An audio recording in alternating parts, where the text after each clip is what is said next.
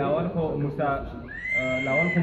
ګل ته په مازدیګري کتاب باندې مبارکي وایو د علم پښتو ادبي کاروان دا اړخه او د خپلو ټولو ملګرو دا اړخه د دې نه مخکې چې اوقات صاحب د خو ډېر عمر شاعري کړی سره به ډېر سي یا جو په داسې محفلو کې هم ویلی شي که مونږ خو ډېر لږ وخت شاعري کړې ده مونږ سره دومره د هر محفل څه نه وي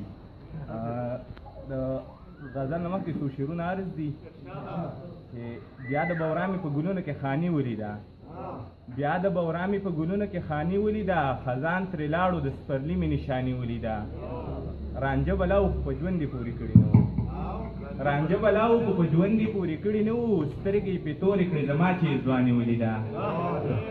او دا د سورې سر ده چې روغه وه دا روغه نه وه دا د سورې سر ده چې روغه وه دا روغه نه وه رورې میدان وګټو کور مې تاواني ولیده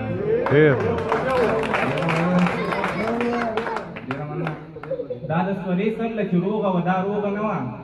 دا د سورې سر له چې روغه وه دا روغه نه وه رورې میدان وګټو کور مې تاواني ولیده غزل مطلب عرض ده چې تا چې زما دپاره ګلي وربل خور کړی دی تا چې زما دپاره ګلي وربل خور کړی دی په زړه دننه مې بېشکه تاله کور کړی دی په دې اختر چې د راتلو واده پوره دې نه کړه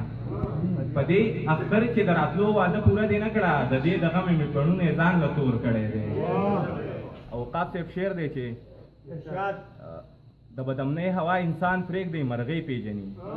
د بدمنۍ هوا انسان پرېږدی مرغۍ پیژني زمونږ توت کې نن چنچڼو بلا شور کړی دی ښکاري چې بیا په پښتنو کې د ژوند ځواک راغلی ښکاري چې بیا په پښتنو کې د ژوند ځواک راغلی بیا یې حجره کې نن د امن ټنګ ټکور کړی دی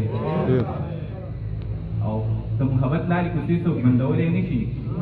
د محبت لارې کوڅې څوک بندولی نه شي فرخاد د غره سره په خپلو موټو زور کړی دی د کشرو وروڼو تعلیم به خپل مرام ته رسې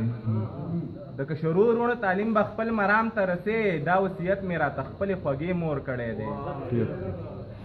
او د جهالت تیرو کې هر څومره ایثار کوي کړو د جهالت تیرو کې هر څومره ایثار کوي کړو منګه سفر ترېنه د سپین سهار په لور کړی دی موسی تر اوسه په خپل ژوند کې ملامته نه دی موسی تر اوسه په خپل ژوند کې ملامته نه دی که چا پیغور کړی نو تا ته یې پیغور کړی